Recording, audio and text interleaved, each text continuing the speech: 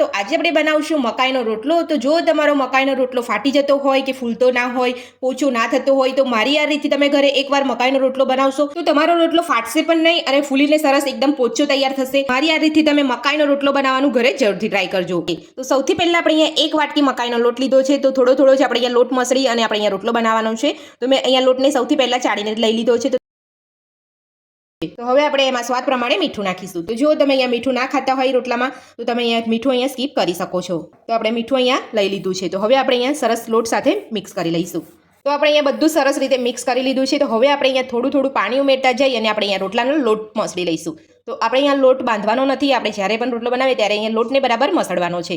જો તમારો લોટ અહીંયા એકદમ ચીકાસવાળો અને સરસ મસળેલો લોટ હશે તો તમારો રોટલો એકદમ સરસ તમે અહીંયા બનાવી પણ શકશો અને જ્યારે પણ તમે અહીંયા રોટલો શેકશો તો તમારો રોટલો સરસ શેકાય અને પોચો બનીને તૈયાર થશે। તો હવે આપણે અહીંયા થોડું થોડું પાણી ઉમેરતા જઈ અને આપણે અહીંયા લોટ થોડો સેટ કરી લઈશું। તો સામટું પાણી આપણે અહીંયા નથી ઉમેરી દેવાનું, કારણ કે મકાઈના લોટમાં જે છે પાણીની વધારે જરૂર પડે છે। મકાઈના લોટમાં જલ્દી પાણી ચૂસાઈ જતું હોય છે અને જ્યારે પણ તમે આ રીતે તમે લોટ તૈયાર કરો રોટલાનો ત્યારે તમારે અહીંયા મકાઈનો લોટ છે એ થોડો તમારે અહીંયા ઢીલો જ રાખવાનો છે।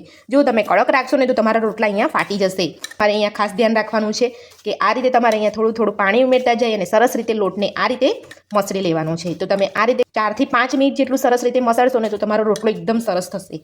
તો આપણે અહીંયા રોટલાનો લોટ અહીંયા થોડો કઠણ છે। તો હવે આપણે અહીંયા થોડું 1 ચમચી જેટલું ફરી પાણી ઉમેરી અને આપણે અહીંયા લોટને મસળી લઈશું। આ રીતે તમારે આ હથેળીની મદદથી તમારે અહીંયા લોટને મસળવાનો છે। હથેળીની મદદથી તમે અહીંયા લોટને મસળશો ને તો તમારો અહીંયા રોટલો એકદમ સરસ થશે, એની ગેરંટી છે મારી, અને સરસ ફૂલીને તૈયાર થશે। અને રોટલો તમારે અહીંયા પતલો જ બનાવવાનો છે, એટલે કે તમારે પાતળો રોટલો બનાવશો ને તમારો રોટલો સરસ થશે। તો મારે અહીંયા 4 થી 5 મિનિટ જેટલો સમય થઈ ગયો છે અને મેં અહીંયા લોટને સરસ રીતે મસળી લીધો છે। તો લોટ આપણે અહીંયા સરસ રીતે મસળી લીધો છે। તો આ રીતે લોટને આપણે અહીંયા રાઉન્ડ શેપમાં કરી લેવાનો છે। તો હવે આપણે અહીંયા રોટલાને બનાવતા પહેલા સૌથી પહેલા આપણે અહીંયા એક ગેસ ઉપર તવો રાખ્યો છે, એને આપણે અહીંયા ધીમા ગેસ ઉપર આપણે અહીંયા ગરમ કરવા મૂકી દઈશું। તો હવે આપણે અહીંયા હાથ ઉપર થોડું પાણી લગાવી લઈશું અને આપણે અહીંયા રોટલાના લોટને લઈ લઈશું। તો રોટલા માટે આપણે અહીંયા થોડો મને લોટ વધારે લાગે છે એટલે હું અહીંયા થોડો લોટ કાઢી લઉં છું। તો આ રીતે આપણે અહીંયા થોડો વધારાનો લોટ છે આપણે અહીંયા કાઢી લઈશું। તો વધારાનો જે લોટ હતો એ કાઢી લીધો છે। તો હવે આપણે ફરીથી એને રાઉન્ડ શેપમાં કરી લઈશું। તો આ રીતે બંને હાથથી આપણે જે રીતે લાડુ વાળતા હોય એ રીતે આપણે અહીંયા રાઉન્ડ શેપમાં કરી લેવાનું છે। તો હવે આપણે અહીંયા રાઉન્ડ શેપમાં કરી લીધો છે। તો હવે આપણે અહીંયા થોડું ફરી પાણી લગાવીશું। તો આ રીતે હાથેથી જ પાણી લઈને આપણે લગાવવાનું છે અને આપણે અંગૂઠાનો ભાગ જે છે એ આપણે આ રીતે અહીંયા ગોળ ગોળ ફેરવતા રહેવાનું છે।